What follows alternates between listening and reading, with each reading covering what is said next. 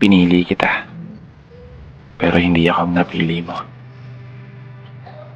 Ay, may gusto lang akong itanong sa'yo. May gusto lang akong linawin sa'yo bago ako tuluyang lumayo. Bago ko isarado yung kwento na dalawa nating binuo. Para kahit papaano maging malinaw sa akin.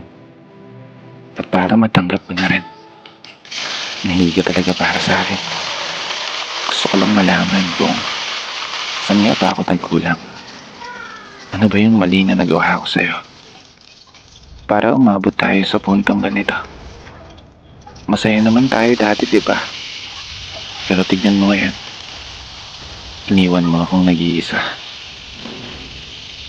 Kasi paano nga ba ako makakausad kung naiwan sa'yo ang isang bahagi ng pagkatao ko?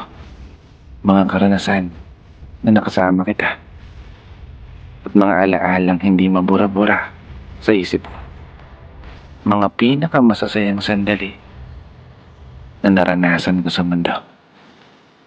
Paano nga ba kita kakalimutan kung ikaw pa rin ang sinisigaw ng puso kahit hindi ako ang pinili mo? Sa bagay, wala rin naman akong magagawa kundi tanggapin na lang na wala ka na.